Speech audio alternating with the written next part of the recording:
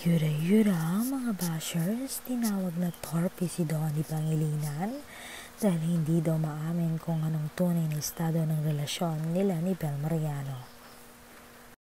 Dapat daw ay aminin na niya kung mayroon man o wala para masagot na at malaman na raw kung sino ang nagdidililo.